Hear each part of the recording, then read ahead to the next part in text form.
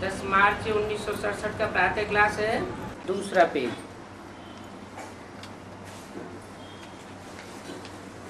तो बात चल रही थी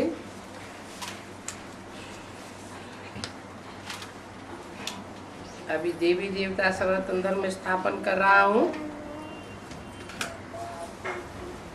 और जब वो धर्म था तो और कोई धर्म नहीं थे।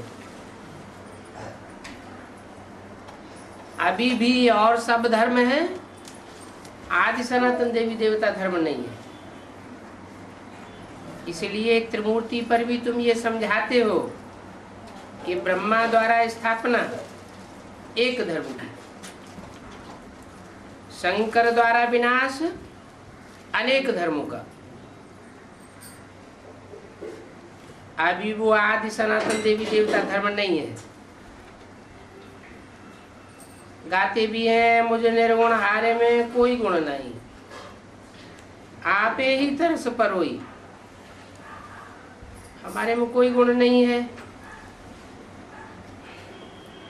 तो बुद्धि गॉड की तरफ जाती है। उनको ही मर्सीफुल कहा जाता है, क्योंकि वो सब पर रहम करते हैं ना। तुम जानते हो बाबा हमारे सभी दुखों को खलास करके 100% सुख देते हैं, और तुम समझते हो हम बाबा के पास आए हैं तो बाप से हमें पूरा सुख लेना है, और वो तो है ही सुखदाता। सुखधाम में भेज देते हैं, अभी तो है दुखधाम। इस चक्र को अच्छी रीति समझना है। शांति धाम, सुखधाम और दुखधाम। शांति धाम सुखधाम को अभी हमें याद करना है। अभी याद करते रहेंगे तो अंतमते सुगते हो जाएगी, और शांति धाम को याद करेंगे तो जरूर शरीर छोड़ना पड़े, तभी आत्माएं शांति धाम जाएंगी। एक बाप के सिवाय कोई की याद ना आवे, तभी ये दुनिया भूलेगी। एकदम बुद्धि की लाइन क्लियर होनी चाहिए। एक बाप को याद करने से अंदर में खुशी का पारा चढ़ता है। इस पुरानी दुनिया में तो अल्पकाल क्षणभंगुर सुख है, और वो क्षणभंगुर सुख साथ नहीं चल सकता है। अभी तो बाप से ये जो अविनाशी ज्ञान रतन मिल रहे हैं वो ही साथ में जाएंगे प्रारब्ध के रूप में। ये ज्ञान रत्नों की कमाई ही साथ में चलेगी। यहाँ के ज्ञान रतन वहां का स्थूल धन बन जाएंगे। जो यहाँ जितना जितना ज्ञान उठावेगा उतना वह जन्म जन्मांतर का साहूकार बनेगा। 21 जन्म की तुम्हारी प्रारब्ध पक्की है, और विनाशी धन भी साथ उनका जाता है जो इस समय बाप को मदद करते हैं। कहते हैं बाबा हमारी ये कौड़ियां ले लो और वहां हमको महल दे देना। तो बाप देखो कौड़ियों के बदले कितने रत्न देते हैं। जैसे अमेरिकन लोग होते हैं, पुरानी चीजें दे करके नई चीजें खरीद लेते हैं।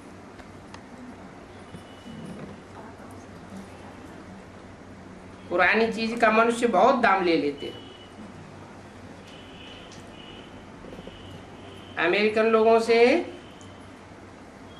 कितने पैसे कमाते हैं पुरानी चीजों के। पाई पाई की चीज का हजारों ले लेते हैं। तो देखो बाबा भी कितना अच्छा ग्राहक है। ये भोलानाथ गाया हुआ है, मनुष्यों की इस बात का पता नहीं। वो तो कह देते हैं शिव शंकर भोलेनाथ,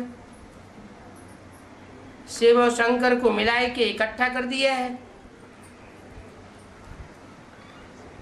अब कहाँ शिव निराकार और शंकर आकारी, दोनों को मिलाकर इकट्ठा क्यों कर दिया है? और किसी देवता को शिव के साथ तो नहीं मिलाई दिया है, शंकर को शिव के साथ मिलाए देते हैं। पूछा जाता है, प्रश्न पैदा होता है, क्यों मिलाई दिया? शंकर को देवों के बीच में महादेव क्यों कहते हैं? महा माने महान पुरुषार्थी, माने जरूर बड़ा पुरुषार्थ किया है। इतना पुरुषार्थ किया है कि बाप समान शिव समान स्टेज बनाई है। इसलिए शंकर के साथ शिव को मिलाए देते हैं। बाकी ऐसे नहीं है कि शिव की आत्मा और शंकर की आत्मा कोई एक हो जाती है, नहीं। शिव तो तुरीय आत्मा है, ऐसी तुरीय आत्मा है जो जन्म मरण के चक्र से न्यारी है। बाकी सब आत्माएं जन्म मरण के चक्र में आती है। हाँ, पुरुषार्थ नंबरवार करते हैं। उन नंबरवार पुरुषार्थ करने वालों में शंकर को शिव के साथ मिलाई दिया है ना। बाप आते हैं, बच्चों से पुरुषार्थ कराते हैं आप समान बनाने का। तो कोई बच्चा बाप समान पुरुषार्थी है और बाप समान स्टेज बना लेता है, सदाकाल की तो नहीं बन सकती, लेकिन थोड़े समय तक के लिए, जब तक कि नई दुनिया स्थापन हो, पुरानी दुनिया का विनाश हो, वो अंत मते सो गति बनाए लेता है। तो देखो शिव बाबा कितना अच्छा ग्राहक है, आप समान बनाए देता है। भोलानाथ गाया हुआ है ना, मनुष्यों को ये पता नहीं है। शंकर के लिए कह देते हैं भर दे झोली, भर दे झोली। अभी तुम बच्चे जानते हो कि शंकर के आगे जाकर क्यों कहते हैं भर दे झोली। शंकर तो झोली भरने वाला नहीं है, शंकर तो और ही माथा मोड़ लेता है। इस दुनिया में विनाश बर्पा कराए देता है। जो कुछ लटू लेज में है वो सब खलास हो जाता है। तो शंकर के आगे क्यों कहते हैं भर दी झोली? इसलिए कहते हैं कि शंकर में शिव मुकर्रर रूप से प्रवेश करता है, जो ज्ञान रत्नों से झोली भरने वाला है। इसके लिए कहते हैं भर दो झोली। तुम बच्चे समझते हो अब हमको ज्ञान रत्न मिल रहे हैं जिनसे तुम्हारी झोली भरती है। वो बेहद का बाप है जो हमारी झोली भरने वाला है। कौन सा बेहद का बाप? जो बिंदु बिंदु आत्माओं का, जो भी मनुष्य मात्र आत्माएं हैं 500-700 करोड़, उन सब मनुष्य आत्माओं का भी बाप है। और इसके अलावा जो भी कीड़े मकोड़े, पशु पक्षी पतंगे, जो भी आत्माएं हैं वो सब का बाप है। लेकिन वो आकर के मनुष्यों की झोली भरता है ज्ञान रत्नों से। मनुष्यों को नर से नारायण बनाता है। मनुष्य जब नर से नारायण बन जाते हैं तो और जो भी प्राणी हैं वो मनुष्य के मन के वाइब्रेशन के प्रभाव से प्रभावित होकर के स्वतः ही परिवर्तित हो जाते हैं। तो बेहद का बाप है। मनुष्यों में जो बेहद का पुरुषार्थ करने वाला हीरो पार्टधारी है, उसमें मुकर्रर रूप से प्रवेश करता है। ये भी दिखाते हैं कि शंकर धतूरा और भांग खाते हैं। कैसी कैसी बातें बैठ बनाई है। भक्ति मार्ग है ही दुर्गति का मार्ग। सदगति के लिए पढ़ाई तो बिल्कुल शांति में रहने की। ये बत्ती आदि जलाते हैं, शो करते हैं, वो भी इसीलिए कि मनुष्य आकर के पूछे कि आप शिव जयंती इतनी धूमधाम से क्यों मनाते हैं, तो बताना पड़े कि ये शिव ही भारत को धनवान बनाते हैं। इन लक्ष्मी नारायण को स्वर्ग का मालिक किसने बनाया? कोई ने तो बनाया होगा। इस बात को तुम जानते हो। ये लक्ष्मी आगे जन्म में कौन थी?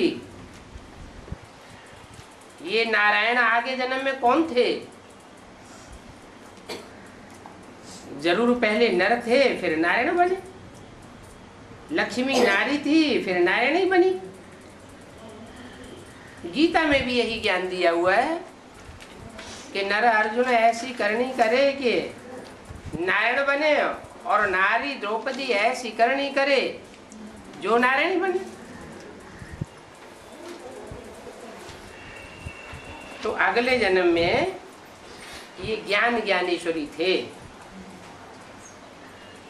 ज्ञानियों में उत्तम थे, जो ही फिर राजराजेश्वरी बनते हैं। तो अब देखो पद किसका बड़ा है। देखने में तो ये स्वर्ग के मालिक है। कौन? लक्ष्मी नारायण। जगदम्बा कहाँ की मालिक थी? जगदम्बा कहाँ की है? हाँ, जगत की अम्बा तो जगत में ही होगी। जगत कहा जाता है 500 करोड़ को। और लक्ष्मी कहाँ की मालिक? सतयुग की। तो सतयुग की मालिक लक्ष्मी ऊंची, या 500-700 करोड़ जो भी मनुष्य मात्र हैं उनकी जगदम्बा, सारे जगत की माता का टाइटल लेने वाली ऊंची।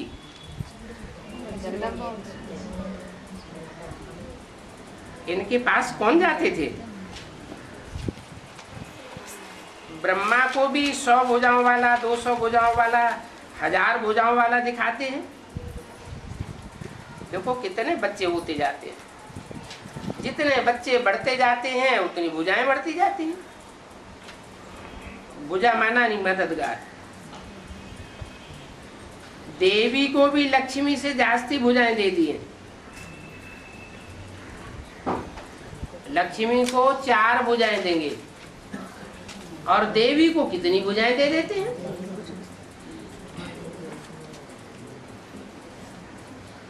देवी के पास जाकर के सब कुछ मांगते हैं, बहुत आशाएं लेकर के जाते हैं। बच्चा चाहिए, यह चाहिए, वो चाहिए। लक्ष्मी के पास सिर्फ धन की आस लेकर के जाएंगे। धन के लिए लक्ष्मी का आवाहन करते हैं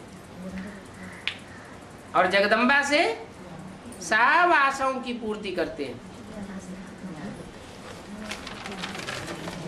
जगदम्बा से सिर्फ धन की पूर्ति के लिए नहीं करते हैं। लक्ष्मी के पास का वैसे आशा लेकर के नहीं जाएंगे। कैसी आशाएं? जो जगत की आशाएं हैं, इस दुनियादारी की आशाएं हैं, वो लेकर के नहीं जाएंगे। वो तो सिर्फ धनवान बनाती है। लेकिन कौन सा धनवान बनाती है? भक्ति मार्ग में तो समझ लिया, स्थूल धन का धनवान बनाती है। वास्तव में ईश्वरीय ज्ञान जो ईश्वर आकर के देता है, जो ईश्वरीय संपत्ति है, उसकी धारणा लक्ष्मी ने की। ईश्वर की दी हुई चीज की कदर किसने की? लक्ष्मी ने की। और बाकी दुनिया की जो भी आशाएं हैं उन सब आशाओं की पूर्ति जगदम्बा से करते हैं। जगदम्बा से स्वर्ग की बादशाही मिलती है। ये कोई को पता नहीं है कि जगदम्बा से क्या मांगना चाहिए।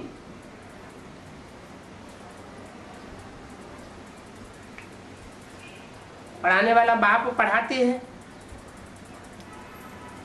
और जगदम्बा क्या पढ़ाती है? राजयोग पढ़ाती है। इसको कहा जाता है बुद्धि का योग। तुम्हारी और सब तरफ से बुद्धि निकल करके एक ही ओर लग जाती है। अभी बाप कहते हैं मेरे साथ बुद्धि का योग लगाओ। क्या है? जब जगदम्बा से स्वर्ग की बादशाही मिल सकती है तो मेरे साथ बुद्धि योग क्यों लगाओ? है? जगदम्बा से स्वर्ग की बादशाही मिलती है तो जगदम्बा में लगाना चाहिए। अरे जगदम्बा को भी कहाँ से मिलती है? बाप से मिलती है। जगदम्बा निमित्त बनती है। जैसे ब्रह्मा द्वारा ब्राह्मण धर्म की स्थापना, ऐसे ही ब्रह्मा के द्वारा स्वर्ग की नई दुनिया की स्थापना है। तो निमित्त बनती है। बाकी विश्व की बादशाही देने का काम कौन है? किसका है? बाप का काम। तो बाप कहते हैं मेरे साथ बुद्धि का योग लगाओ, नहीं तो विकर्म विनाश नहीं होंगे। माना क्या इशारा दिया है? न ब्रह्मा को याद करना है और न जगदम्बा को याद करना है। बाबा फोटो भी नहीं निकालने देते हैं। किसका?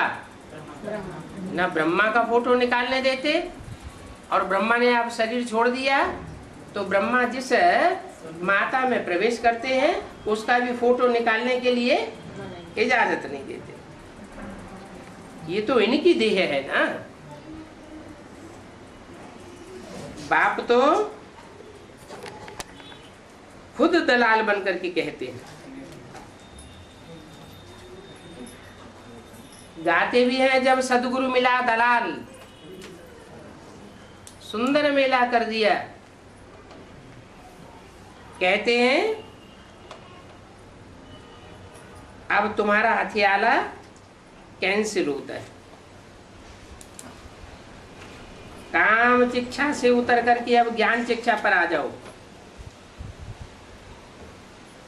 अपने को आत्मा समझो और मुझ बाप को याद करो, तो भी कर्म विनाश होंगे। दो शर्तें हैं। एक तो अपन को देह नहीं समझो, आत्मा समझो, और दूसरी बात सिर्फ आत्मा समझने से भी कोई खास उन्नति नहीं होगी। आत्मा समझने से इतना होगा कि परमात्मा बाप की याद जल्दी आ जाएगी। तो दो काम करो, आत्मा समझो और मुझ बाप को याद करो। और कोई भी मनुष्य ऐसे कह नहीं सकता कि अपन को आत्मा समझ मुझ बाप को याद करो, क्योंकि मनुष्य सब देह अभिमानी है। मनुष्य को भगवान कहा भी नहीं जाता है। तुम बच्चे जानते हो कि बाप ही पतित पावन है। वो ही आकर के काम शिक्षा से उतार करके ज्ञान शिक्षा पर बिठाते हैं। तो वो रूहानी बाप है। वो रूहानी बाप इनमें बैठ करके कहते हैं कि तुम भी आत्मा हो। इनमें बैठ करके कहते हैं। इनमें माना दो विशेष आत्माएं हैं, राम और कृष्ण में बैठ करके कहते हैं कि तुम आत्मा हो। औरों को भी यही समझाते रहो कि बाप कहते हैं मन मना भव। क्या मन मना भव? मना मेरे मन में समा जाओ। जो मेरे मन के अंदर संकल्प है वही संकल्पों में तुम रमण करो। मन मना भव कहने से तुमको पक्की याद हो जाएगी। इस पुरानी दुनिया का विनाश भी सामने खड़ा है। तो बाप समझाते हैं ये महाभारी महाभारत लड़ाई है। कहेंगे लड़ाई तो विलायत में भी होती है, वो लड़ाइयां सब छोटी छोटी हैं, और इस लड़ाई का नाम है महाभारी महाभारत लड़ाई।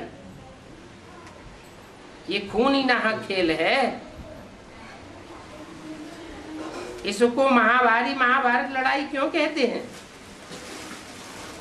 क्योंकि ये लड़ाई भारत से निकलती है। इसे लड़ाई के लिए निमित्त कौन बनता है? भारत निमित्त बनता है। माना दुनिया में ढेरों देश हैं, उन देशों में अनेक प्रकार के धर्म पनपते हैं, लेकिन वहां जो लड़ाइयां होती हैं वो अंत करने वाली नहीं होती, अति करने वाली लड़ाइयां नहीं है। और भारत से ये महाभारी महाभारत लड़ाई निकलती है, वो अंत कर देती है। तुम्हारे लिए तो नई दुनिया चाहिए ना, तो नई दुनिया तो तब ही आवेगी जब पुरानी दुनिया का अंत हो। अंत तभी होता है जब अति हो जाती है। तो पुरानी दुनिया का जरूर अंत चाहिए, जरूर विनाश करना पड़े। तो ये लड़ाई की जड़ यहां से निकलती है। कहां से? भारत से। यज्ञ के आदि में भी विनाश ज्वाला प्रज्वलित हुई थी। कहां से प्रज्वलित हुई? यज्ञ कुंड से लड़ाई की ज्वाला प्रज्वलित हुई। निमित्त कौन बने? यही भारत माता और भारत पिता। भारत पिता कहा नहीं जाता है, क्या कहा जाता है? भारत माता। दुनिया में जब कलयुग में दुख बरपा होता है तो ज्यादा दुखी कौन होती हैं? माताएं ज्यादा दुखी होती हैं। तो माताओं का दुख हरण करने के लिए भगवान आते हैं। रामायण में भी लिखा हुआ है, क्या लिखा है? धरती माता से पापों का बोझा जब ज्यादा बढ़ गया तो धरती माता का उद्धार करने के लिए भगवान ने जन्म लिया। अब धरती कोई जड़ धरनी की तो बात नहीं है। धरणी माना जिनमें धारणा शक्ति ज्यादा होती है। पुरुषों में धारणा शक्ति उतनी नहीं होती, लेकिन माताओं में धारणा शक्ति जास्ती होती है और सहन शक्ति भी जास्ती होती है। इसलिए धरणी का मिसाल दिया जाता है। धरणी पर कितना वजन पड़ता है, कितना तोड़ फोड़ होती है, धरणी सब सहन कर लेती है। तो ये भी कन्याएं माताएं हैं जो कितना सहन करती हैं। तो यहां से निकलती है विनाश ज्वाला। इस रुद्र यज्ञ से महाभारत महाभारी लड़ाई की विनाश ज्वाला निकलती है।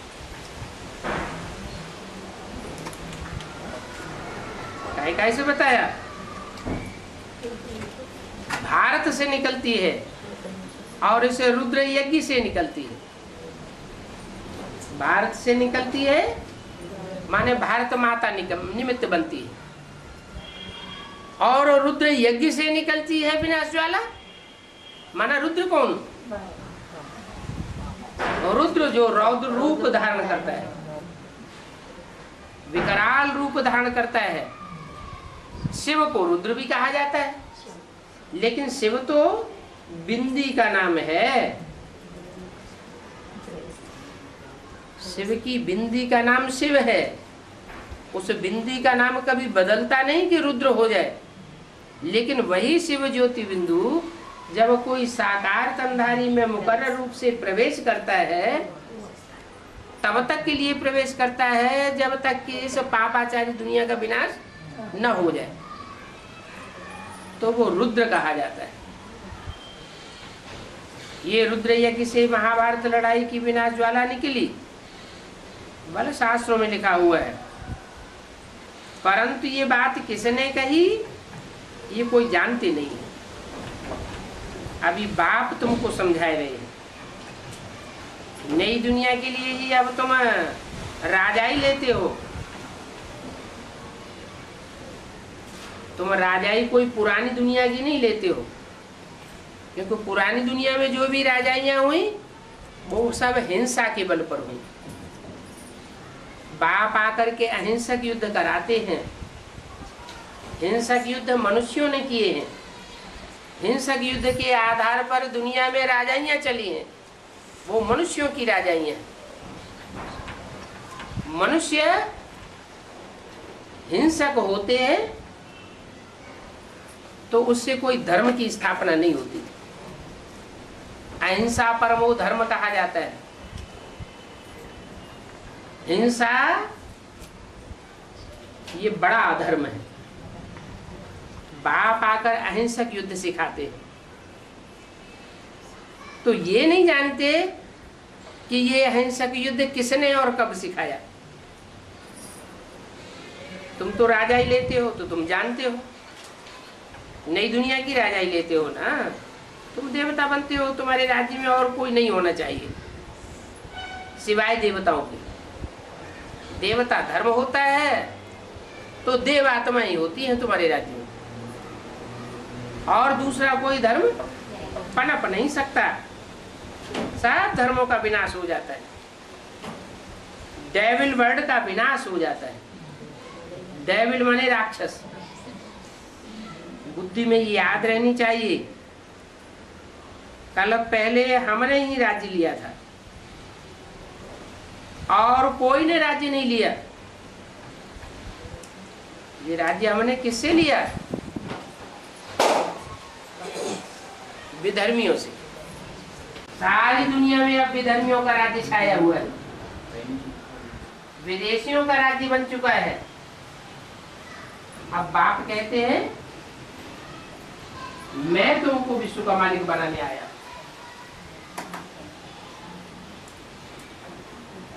बाबा ने हमें राज्य दिया था, फिर 84 जन्म हम लेते आए, अब फिर बाबा आया हुआ है। तो बच्चों में ये तो ज्ञान है कि बाबा आया हुआ है, और दूसरे धर्म वालों में ये ज्ञान जल्दी बैठता नहीं है कि भगवान बाप आया हुआ।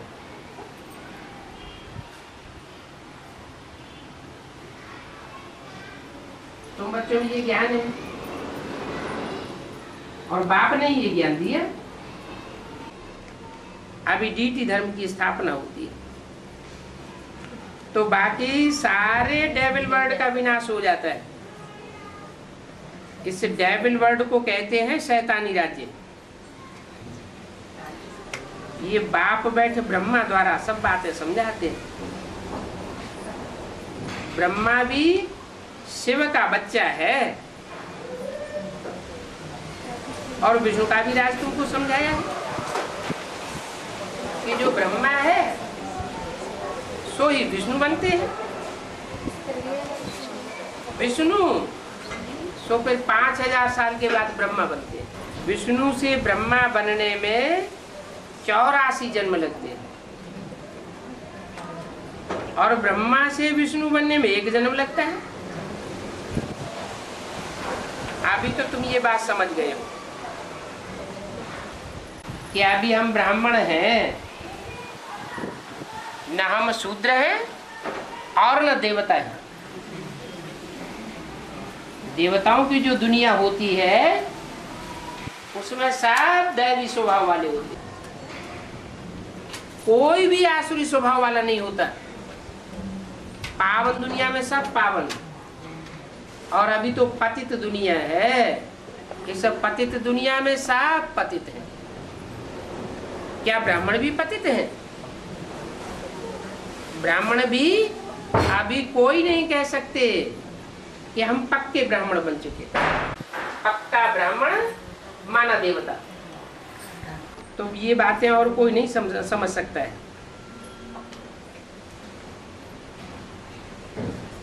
किसी मनुष्य से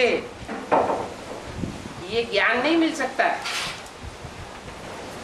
ज्ञान माना जानकारी, जानकारी काहे की?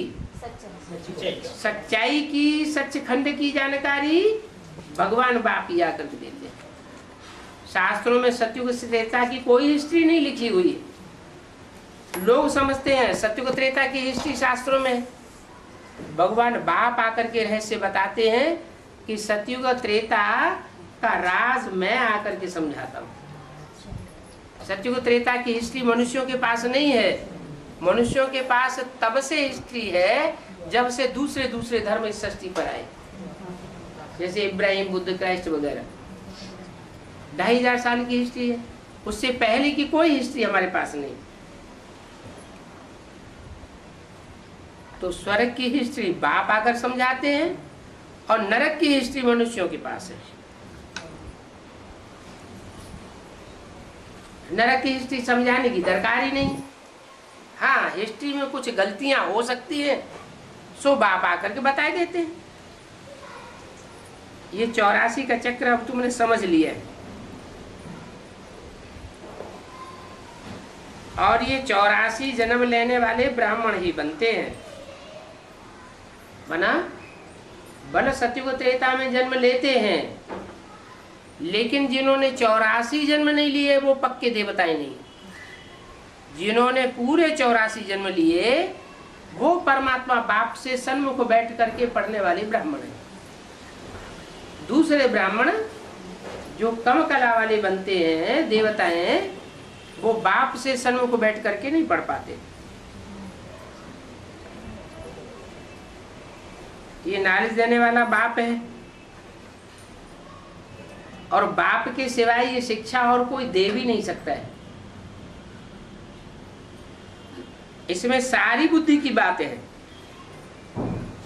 क्योंकि बाप को बुद्धिमानों की बुद्धि है। जो भी समझाते हैं बुद्धि संगत बातें समझाते हैं। रावण के द्वारा आती है भक्ति। रावण बुद्धिमान नहीं था क्या? रावण भी बुद्धिमान तो था, लेकिन अनेक प्रकार की बुद्धि संगठित होकर के मिक्स हो जाती है, इसलिए भक्ति मार्ग कहा जाता है। जैसे कोई एक रास्ता बताए, दूसरा दूसरा रास्ता बताए, तीसरा तीसरा रास्ता बताए, तो मुझान हो जाएगी ना। यहाँ तो एक बाप है और एक ही रास्ता बताते हैं, और वो बाप बुद्धिमानों की बुद्धि है, इसलिए सही रास्ता बताते हैं। बाप कहते हैं अभी और सब तरफ से बुद्धि का योग तोड़ दो। अनेकों तरफ बुद्धि लगाने से बुद्धि बिगड़ती है, और मुझे एक की तरफ बुद्धि लगाने से बुद्धि सुधरती है। अब मुझे याद करो तो तुम्हारे विकर्म विनाश हो जाएंगे। ग्रस्त व्यवहार में भल रहो। एम ऑब्जेक्ट तो तुम्हारे सामने खड़ा है, जानते हो कि हम पढ़ करके ये बनेंगे, और तुम्हारी पढ़ाई संगम युग की है, और कोई युग में ये पढ़ाई नहीं पढ़ाई जाती। ऐसे नहीं कि त्रेता में राम भगवान आते हैं तो पढ़ाई पढ़ाते हैं, द्वापर में कृष्ण भगवान आते हैं तो पढ़ाई पढ़ाते हैं। ये सब शास्त्रों में मनुष्यों ने झूठी बातें लिखी हुई हैं। द्वापर में भगवान आवेंगे, दिखाया ना शास्त्रों में कि द्वापर के अंत में भगवान कृष्ण हुए, उन्होंने महाभारत युद्ध कराया। फिर दिखाते हैं कलयुग आ गया, तो भगवान आवेगा तो पापी कलयुग की स्थापना करेगा क्या?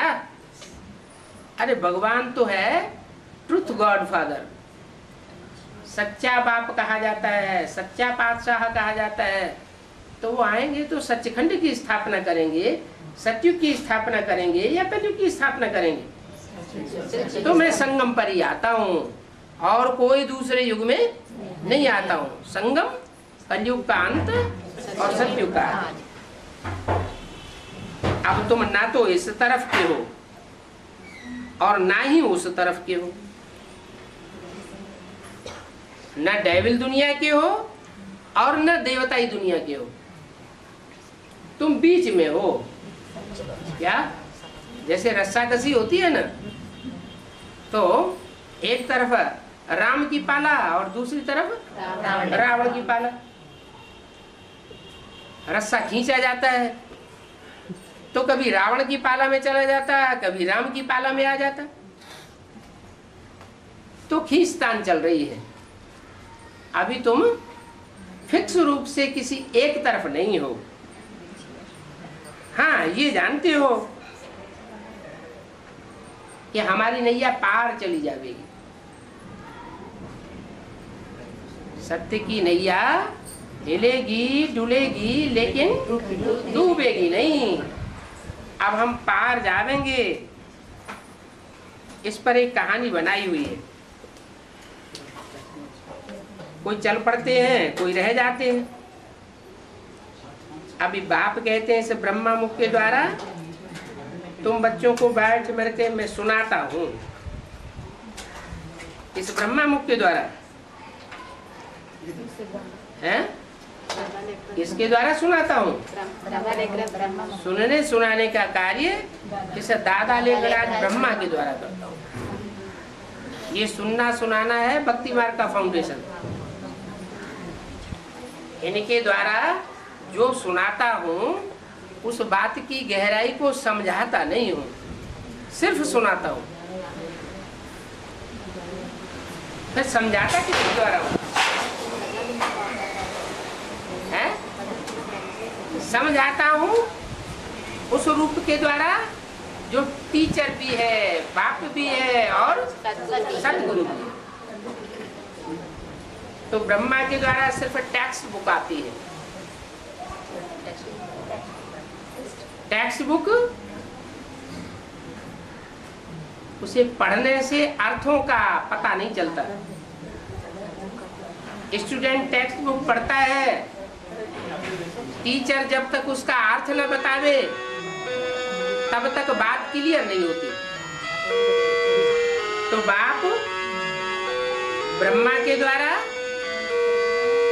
गीता ज्ञान हमारे सन्मुख रख देते हैं, जिसे हम सुनते हैं, दूसरों को सुनाते हैं, लेकिन समझ में ना हमारी आता है ना दूसरों को समझ में आता है।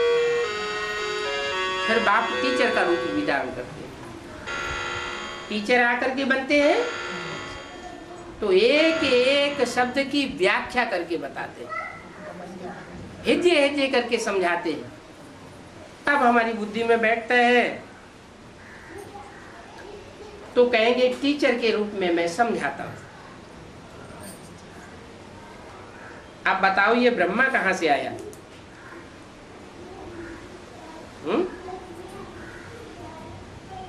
ब्रह्मा तो बड़ी माँ को कहा जाता है ब्रह्म माँ। तो बड़ी माँ कहां से आई? बड़ी माँ तो जरूर बाप से ही आवेगी। प्रजापिता तो जरूर यहाँ इस सृष्टि पर ही चाहिए। माना ब्रह्मा सूक्ष्म वतनवासी बन सकता है, लेकिन प्रजापिता सूक्ष्म वतनवासी नहीं बन सकता। क्यों? क्योंकि बाप की तो जिम्मेवारी होती है। क्या जिम्मेवारी होती है? सब बच्चों की जिम्मेवारी होती है। बाप के ऊपर ये जिम्मेवारी पड़ी हुई है। बाप बच्चों की पालना के लिए, बच्चों को जन्म देने के लिए माँ की रचना करता है। तो ब्रह्मा की रचना किसके द्वारा हुई? बाप के द्वारा। तो मुरली में पूछते हैं इस ब्रह्मा का बाप कौन है? ब्रह्मा के बाप का नाम बताओ। तो बेसिक नॉलेज में तो सब मुझ जाते, ब्रह्मा का बाप कौन होगा? कहेंगे शिव बाबा। अरे शिव तो बिंदु का नाम है, ब्रह्मा तो साकार है। बिंदु से साकार कैसे पैदा होगा? साकार की पैदाइश तो जरूर साकार के द्वारा चाहिए। तो ये बुद्धि में बैठता नहीं था, अभी बुद्धि में बैठता है कि यज्ञ के आदि में जिस व्यक्तित्व के द्वारा ज्ञान का बीज डाला गया वो हुआ प्रजापिता। जैसे गीता में कहा हम बीज प्रदप पिता, मैं बीज बोने वाला पिता हूं। तो ज्ञान का बीज बोता है पिता, और उस बीज को जिसने धारण किया पहले पहले वो माता होगी। तो ब्रह्मा मुख द्वारा तुम बच्चों को सुनाता हूं, ये ब्रह्मा कहां से आया? प्रजापिता तो जरूर यहां चाहिए। मैं इनको एडाप्ट करता हूं। किनको? ब्रह्मा को एडाप्ट करता हूं। तुम भी ब्रह्मा मुख वंशावली ब्राह्मण हो। जो कलयुग में अभी अंत में ब्राह्मण बनते हैं वो ही फिर सतयुग में जाएंगे। तुम ही पहले पहले बाप से अलग होकर के पाठ बजाने आए हो।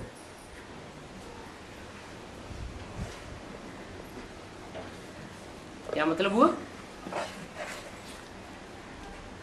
माने यज्ञ के आदि में राम बाप था और तुम बच्चे भी थे। कौन बिछुड़ा पहले? यज्ञ में और तो दीदी दादी दादाएं यज्ञ के आदि से ही अभी भी बैठे हुए हैं। उनके बिछुड़ने की बात नहीं है। तुम बच्चे पहले बिछुड़ते हो और लंबे काल तक बिछुड़े हुए रहे। सुंदर मेला कर दिया जब सदगुरु मिला दलाल। आत्मा परमात्मा अलग रहे बहुकाल। तो तुम आत्मा हो, पूरे पूरे पक्के 84 जन्म लेने वाली। और जो दूसरे हैं ब्राह्मण, जो सिर्फ बेसिक नॉलेज तक रह जाते हैं, पूरी एडवांस नॉलेज ईश्वरीय नॉलेज नहीं ले पाते, वो आत्मा का ज्ञान भी नहीं ले पाते और आत्मिक स्थिति में पक्के स्थिति भी नहीं हो पाते। इसलिए वो पक्की आत्मा नहीं है। आत्मा न होने के कारण उनको 84 जन्म का वर्षा भी नहीं मिलता। तो तुम यज्ञ में आदि में सबसे पहले बिछुड़े थे और लंबे समय तक बिछुड़े हुए रहे। अभी तुम सिकिल दे बच्चे हो बाप के।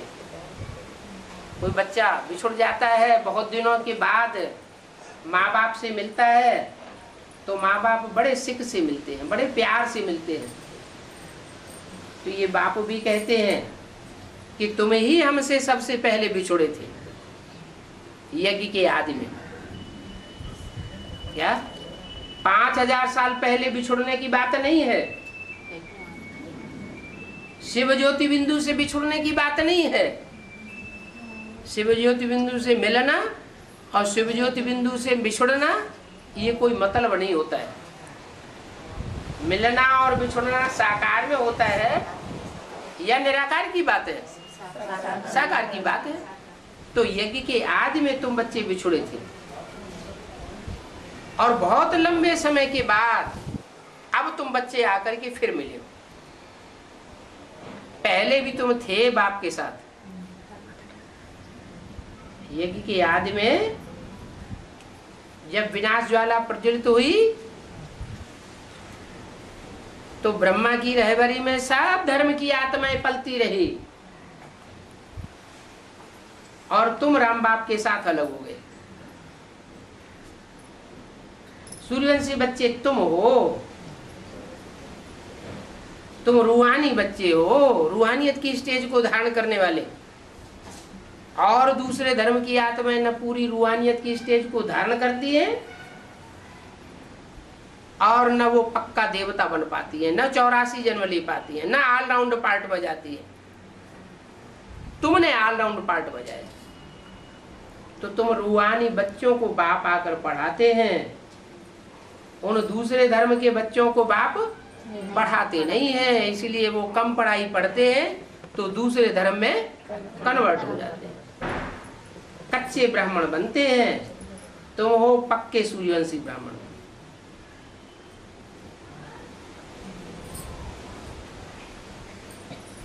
तो तुम्हें ही पहले पहले बाप से अलग होकर पार्ट बजाने आए हो।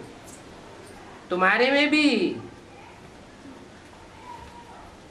सबके लिए नहीं कहेंगे, कहेंगे कि नंबरवार। ये भी मालूम पड़ जाएगा कि कौन कौन पूरे 84 जन्म लेते हैं।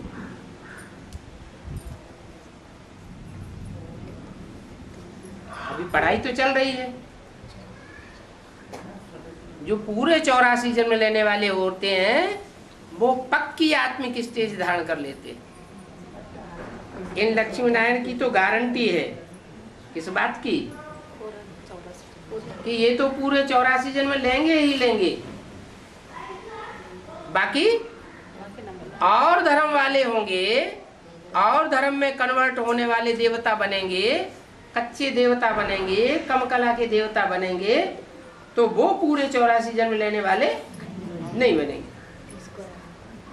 जिस ब्रह्मा की रहबरी में पलने वाले जो ब्राह्मण हैं वो 84 जन्म नहीं ले पाते। क्यों नहीं ले पाते? क्योंकि जिस ब्रह्मा की रहबरी में पले थे, पल रहे हैं, वो ब्रह्मा ही पूरा ऑलराउंड पार्ट नहीं बजा पाता। उसके भी 5000 वर्ष के ड्रामा में से 50 वर्ष कम हो जाते हैं। तो उसका संग का रंग लेने वालों के भी और ही ज्यादा कम हो जाएंगे। तो लक्ष्मी नारायण की गारंटी है कि ये जितने सुंदर बनते हैं उतना दुनिया में कोई सुंदर नहीं बनता। इनके लिए गायन है श्याम सुंदर। क्या ये जितने काले बनते हैं, जगन्नाथ के मंदिर में चेहरा कैसा दिखाया जाता है? काला चेहरा दिखाया जाता है। ये जितने काले बनते हैं उतना कोई धर्म पिता इतना तामसी नहीं बनता। और ये जितने सुंदर बनते हैं इतना कोई भी धर्म पिता सुंदर नहीं बनता। और एक ही जन्म में अति काले और एक ही जन्म में अति गोरे, तो नाम पड़ता है श्याम सुंदर। श्याम सुंदर एक का नाम है या दो के नाम है? एक का नाम है श्याम सुंदर।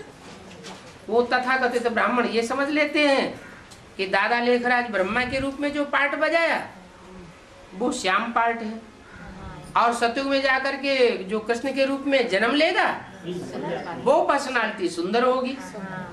तो दो व्यक्तियों का नाम हो गया, दो पर्सनालिटी का नाम हो गया, या एक व्यक्ति का नाम हुआ तो दो पर्सनालिटी हो गई।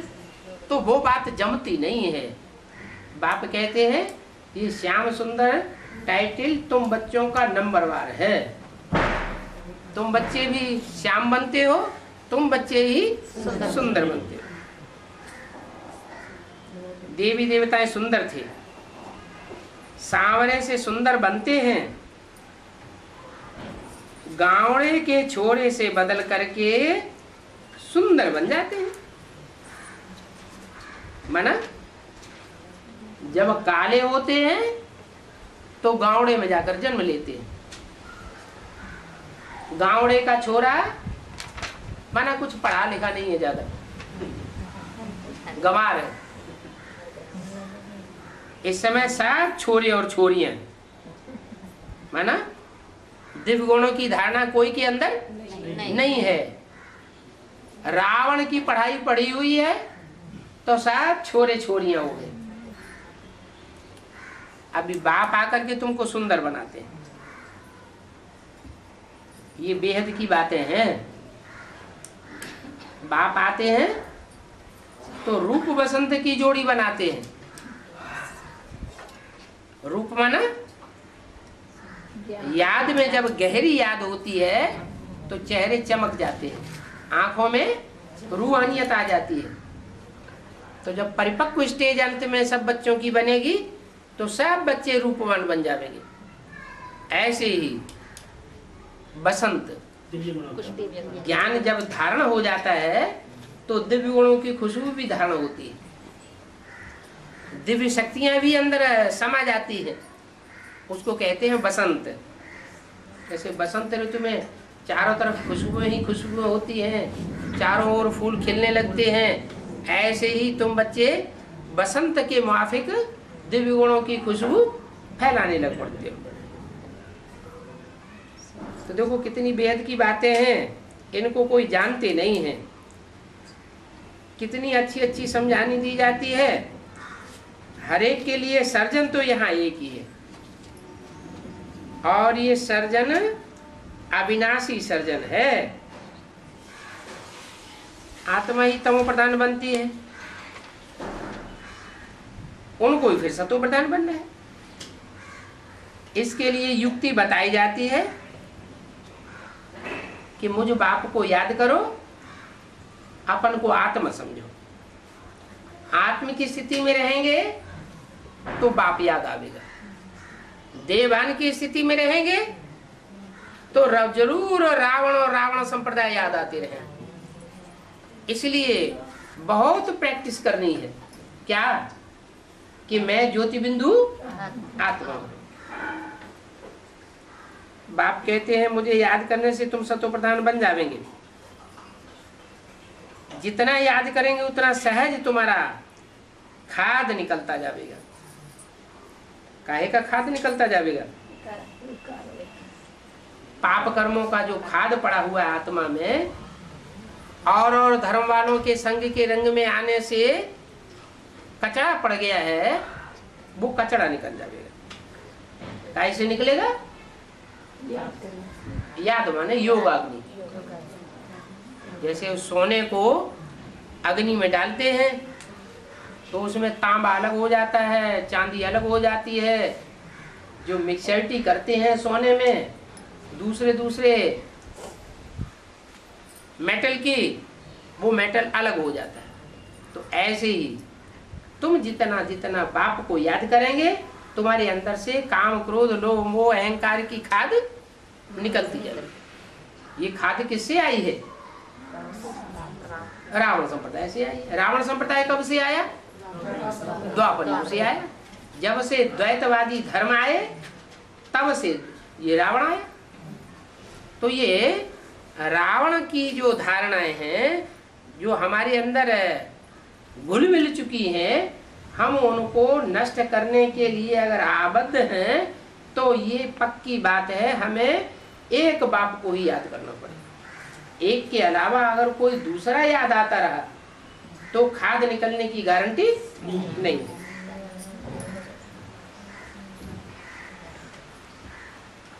तो देखो आग ठंडी होगी तो अलाय नहीं निकलेगी।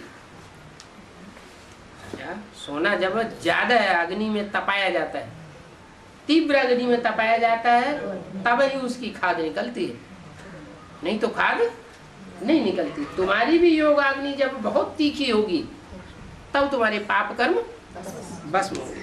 इसका मतलब अभी हमारे पाप कर्म बढ़ रहे हैं या घट रहे हैं? बढ़ रहे हैं। क्यों बढ़ रहे हैं? क्योंकि अभी भी हम रावण संप्रदाय की दुनिया के बीच में रहते हैं। जब तक ऐसी दुनिया के बीच में रहते हैं तब तक हमारी अलाय बढ़ती जा रही है। पहले एक गुनी बढ़ती थी जब ज्ञान नहीं लिया था, और अभी ईश्वरीय ज्ञान ले लिया है तो ईश्वर बाप कहते हैं अभी 100 गुना बोझ चढ़ता है अगर श्रीमत के बरखिलाफ काम करते हैं। तो 100 गुना बोझ चढ़ता है तो अलाय बढ़ रही है कि घट रही है? बढ़ रही है। फिर क्या करना चाहिए? कैसे याद करें? दूसरों के संग के रंग में आते हैं तो दूसरे याद आने लग पड़ते हैं। फिर याद कैसे करें? चलते हैं? चलते फिरते उठते बैठते, चलते फिरते उठते बैठते ही तो दूसरों का संग रंग लग जाता है। जंगल में कहीं एक जगह जाके बैठे हैं तो हो सकता है न भी लगे। अच्छा ठीक है, आत्मा तो समझते हैं, 70 साल हो गए आत्मा समझते समझते। ब्रह्मा के द्वारा जब तक पाठ चला तब तक बाप का पक्का स्वरूप बुद्धि में नहीं था। अभी तो बाप का स्वरूप भी पक्का बुद्धि में बैठा हुआ है, तो भी याद क्यों नहीं रहती? याद टिकती क्यों नहीं है?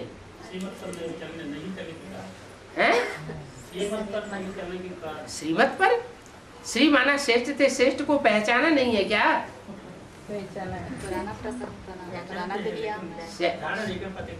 श्रेष्ठ थे, श्रेष्ठ को पहचान लिया तो मत पर चलना चाहिए, फिर क्यों नहीं चल पाते? पुरानी दुनिया में। अच्छा तो नई दुनिया कहाँ से आवेगी? पुरानी दुनिया में तो पुरानी दुनिया के ही लोग होंगे, पतित लोग होंगे। नई दुनिया में पावन लोग होंगे। अब नई दुनिया तो है नहीं, तो फिर क्या करना चाहिए? मूल बात है कि इस समय बाप गुप्त पार्ट बजा रहा है।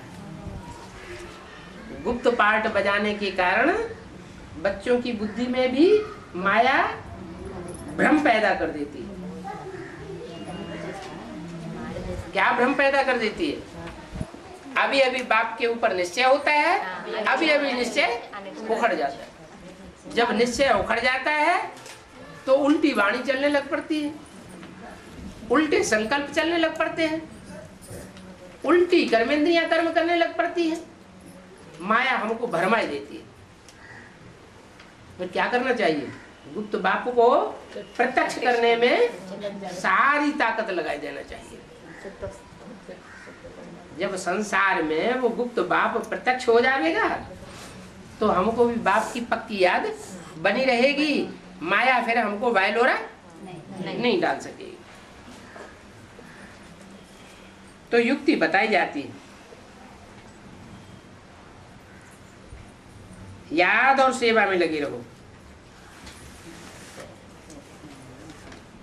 योगाग्नि निरंतर प्रज्वलित रहनी चाहिए।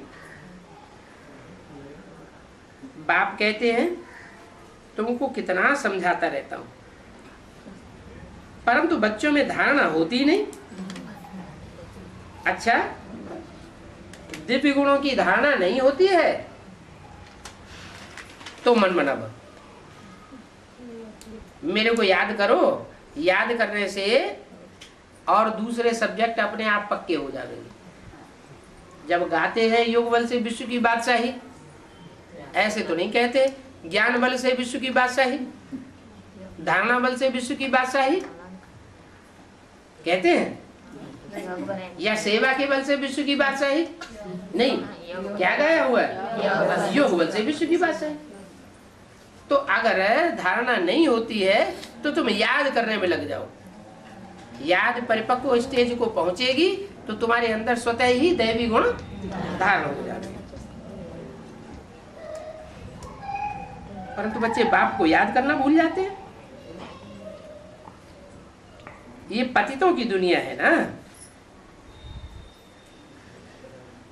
पतितों की दुनिया में संग के रंग से सब पतित बन जाते हैं। यथा राजा तथा प्रजा। अभी जिनका राज्य है वो कौन है? पतित है या पावन है? पतित। और वो ज्ञान भी नहीं लेते। जो गरीब हैं वो ज्ञान उठाते हैं, जो ऊंचे पदमान मर्तबे वाले हैं वो ज्ञान को उठाते ही नहीं। अभी तुमको तो ये पतियों का पति मिल गया है, ज्ञान से कितना संघारते हैं। बाकी भगाने आदि की तो बात ही नहीं है। भगवान कौन है ये जानते ही नहीं है। कृष्ण को भी भगवान ने कह दिया, ये तो झूठ बात हो गई। गीता ही झूठी तो उनके बाल बच्चे सब झूठे हो जाते हैं। इसलिए गाते हैं कि झूठी माया, झूठी काया, झूठा सब संसार। किस बात में झूठ बोलते हैं? सबसे जास्ती किस बात में झूठ बोलते हैं? परमात्मा सर्वव्यापी। जबकि परमात्मा एक व्यापी होकर के आया है तो भी कह देते हैं कि परमात्मा सर्वव्यापी। बाबा ज्ञान सुनाते हैं तो वो अज्ञान सुनाते हैं। बाबा क्या ज्ञान सुनाते हैं कि मैं एक व्यापी एक मुकर्रर रथ में आता हूं, और वो कहते हैं ये हो नहीं सकता, बाप तो सर्वव्यापी। तो देखो ये बातें कृष्ण नहीं कहते हैं, ये बातें तो बाप कहते हैं। फिर भी ब्राह्मणों की दुनिया में क्या बुद्धि में बैठ गया कि जो भी गीता आई वो गीता का भगवान साकार में कौन है, तो भी कृष्ण को गीता का भगवान मान लेते हैं। बाप कहते हैं ये कृष्ण दादा लेखराज गीता का साकार भगवान नहीं है, गीता का साकार भगवान तो शिव शंकर भोलेनाथ है, वो ही प्रसिद्ध होना है।